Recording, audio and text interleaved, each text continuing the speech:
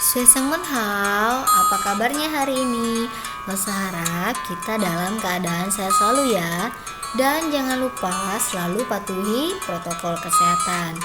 Nah, pada hari ini Rabu 27 Januari 2021, Rosa akan menyampaikan materi tematik tema 5 pengalamanku. Subtema 4 pengalamanku di tempat wisata pembelajaran 5 dan 6. Nah, materi pembelajaran hari ini ada PPKN, pengamalan sila keempat dan kelima Pancasila di tempat wisata. Kemudian ada muatan bahasa Indonesia, menceritakan ungkapan permintaan tolong dan membuat percakapan berisi ungkapan permintaan tolong.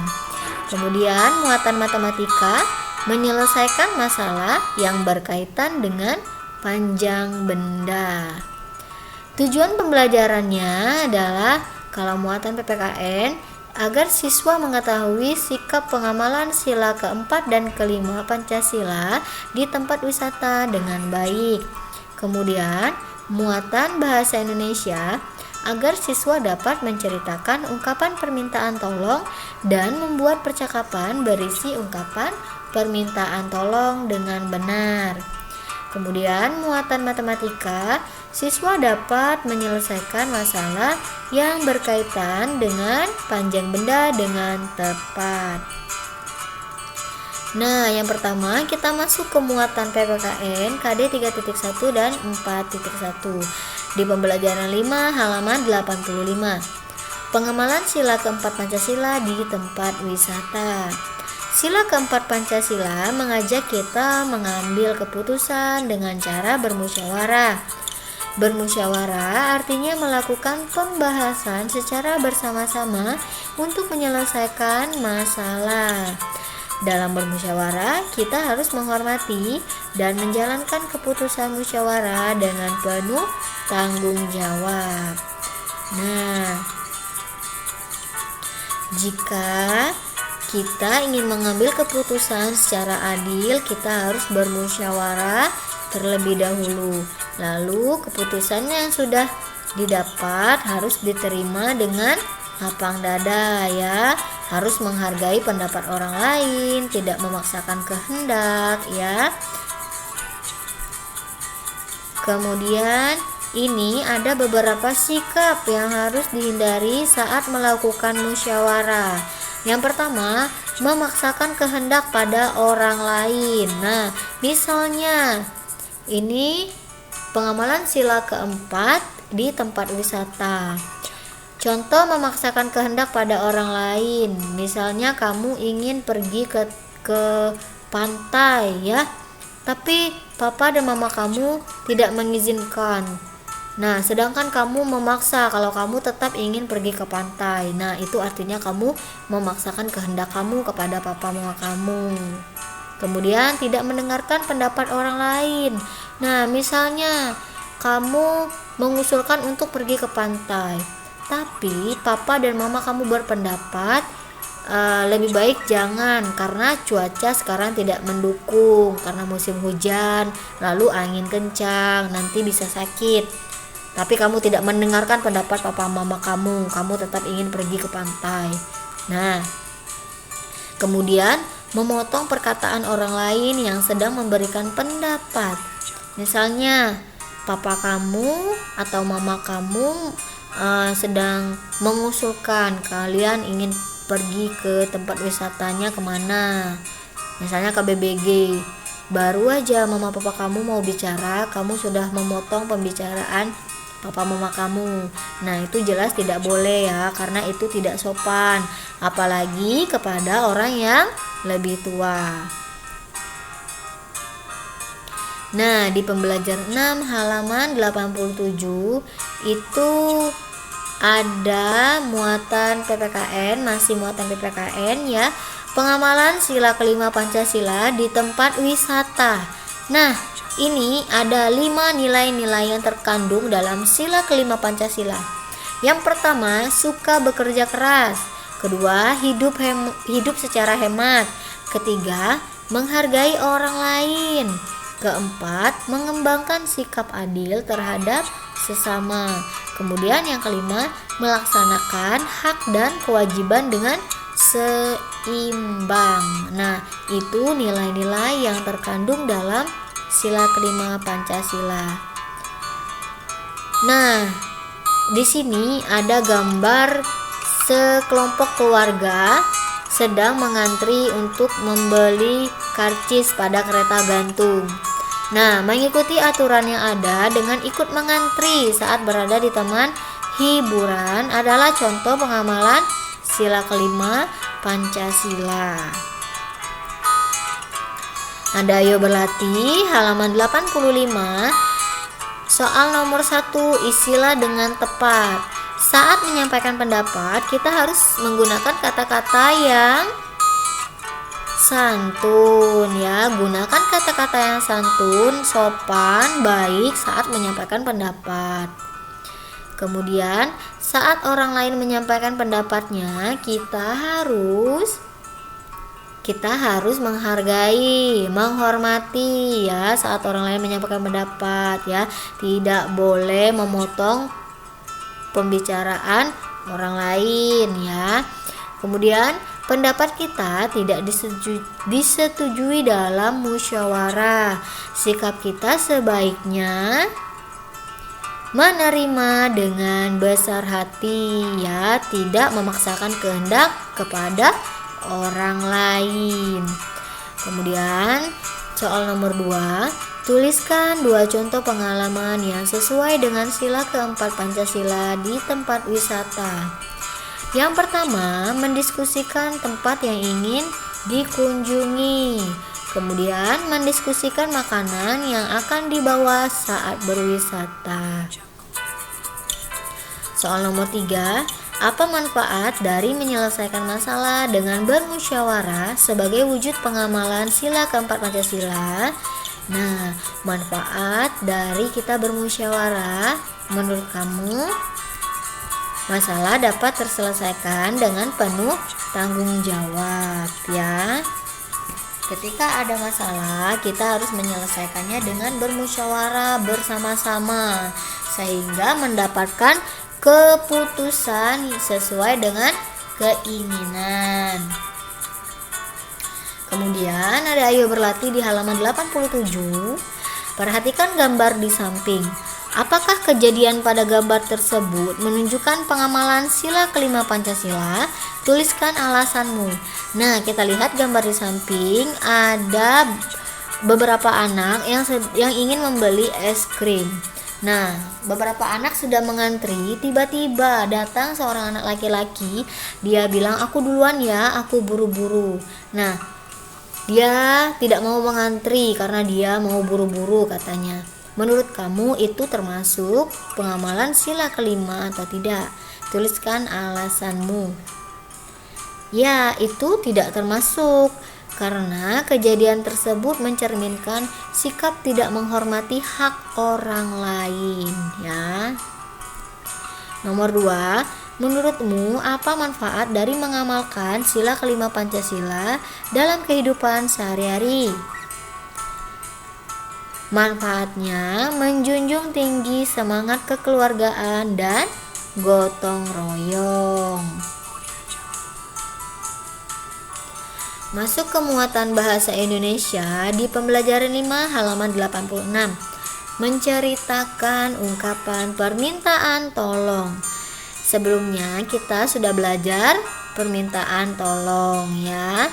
Permintaan tolong harus diucapkan dengan santun dan sopan agar orang yang dimintai tolong mau membantu kita dengan senang hati. Di pembelajaran 6 halaman 88, membuat percakapan berisi ungkapan permintaan tolong. Nah, ayo kita membuat teks percakapan tentang ungkapan permintaan tolong. Saat mengucapkan permintaan tolong, sebaiknya gunakan kata tolong. Ingat, permintaan tolong harus diucapkan dengan santun dan lembut. Nah, di sini ada percakapan yang berisi ungkapan permintaan tolong. Apakah kamu sedang sibuk, Edo? Tidak, Beni, aku hanya sedang membaca buku saja. Ada apa? Kalau begitu, maukah kamu menolongku membawakan buku ini ke kantor guru? Baiklah, aku akan membantumu membawakan buku itu. Terima kasih, Edo. Sama-sama, Beni. Nah, di percakapan Beni dan Edo, kira-kira coba garis bawahi mana kalimat yang berisi ungkapan permintaan tolong. Ya, kalau begitu, maukah kamu menolongku membawakan buku ini ke kantor guru? Nah, ini adalah kata-kata yang berisi ungkapan permintaan tolong. Kemudian, percakapan yang kedua, Ibu dan Lani. Lani, apakah kamu sedang sibuk? Tidak, Ibu, hanya menonton TV saja. Kenapa, Bu?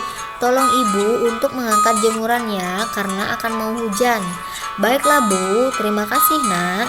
Nah, coba garis bawahi kalimat yang berisi ungkapan permintaan tolong.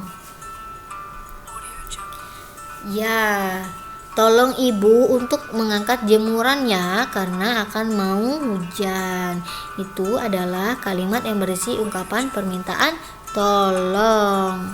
Nah, jangan lupa kalau sudah ditolong seseorang harus mengucapkan terima kasih. Ada Ayo Berlatih halaman 86. Bacalah percakapan berikut. Di sini ada percakapan Lani, Kak Adit, dan Komang. Kita baca ya. Permisi Kak Adit, apakah kakak sedang sibuk? Oh, ada Lani dan Komang. Kakak sedang tidak sibuk, memangnya ada apa? Begini Kak, kami berencana untuk bermain basket bersama. Namun kami memerlukan wasit untuk bermain basket. Iya Kak, apakah kakak mau menolong kami dengan menjadi wasit? Tentu saja, ayo sekarang kita ke lapangan, kakak akan menjadi wasitnya. Terima kasih banyak Kak Adit. Nah, sudah selesai kita membaca percakapannya. Mari kita jawab pertanyaan berikut berdasarkan percakapan di atas. Nomor 1, siapakah yang meminta tolong dalam percakapan tersebut? Jawabannya adalah Lani. Kemudian nomor 2, mengapa tokoh tersebut meminta tolong? Nah, dari percakapan di atas, kenapa Lani meminta tolong? Karena Lani memerlukan wasit untuk bermain basket. Kemudian soal nomor 3, kepada siapa ungkapan permintaan tolong itu diucapkan? Kepada Kak Adit. Nomor 4, tuliskan ungkapan permintaan tolong yang diucapkan dalam percakapan tersebut. Nah, ungkapan permintaan tolong yang diucapkan Lani adalah, apakah kakak mau menolong kami dengan menjadi wasit? Nah, itu adalah ungkapan yang diucapkan oleh Lani. Sekarang masuk ke muatan matematika KD 3.6. Menyelesaikan masalah yang berkaitan dengan panjang benda. Untuk dapat menyelesaikannya dengan tepat, kita perlu memahami soal dengan baik. Pilihlah operasi hitung yang tepat untuk menyelesaikannya. Di sini Lause ada 2 soal ya tentang menyelesaikan masalah yang berkaitan dengan panjang benda. Yang pertama, kalau ada soal cerita, kalian harus teliti membaca soal tersebut ya. Beni membeli benang untuk bermain layangan 5 meter. Kemudian adik meminta benang layangan Beni sepanjang 1 meter. Berapa sentimeter sisa benang layangan Beni? Nah, awalnya Beni beli benang itu 5 meter. Lalu adiknya meminta 1 meter. Jadi diapakan?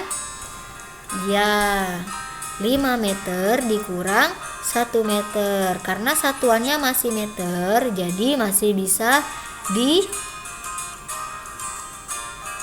dikurang.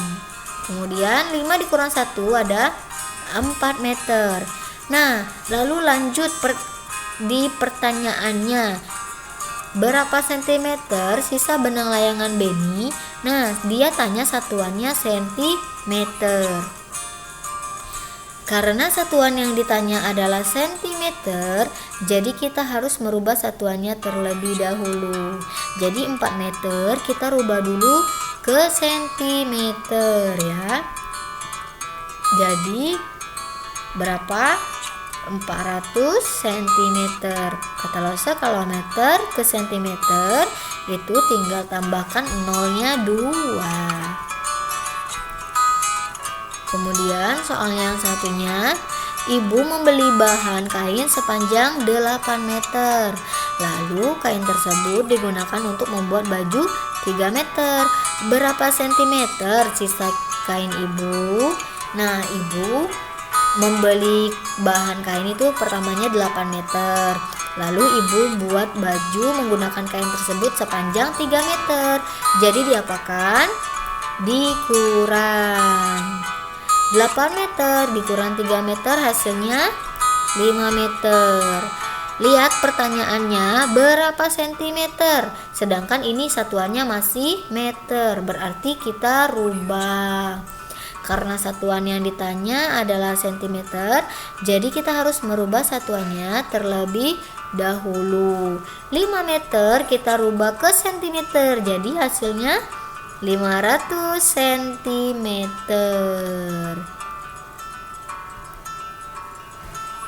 Oke, sekian pembelajaran hari ini. Lause harap apa yang Lause sampaikan dapat kalian pahami dan mengerti.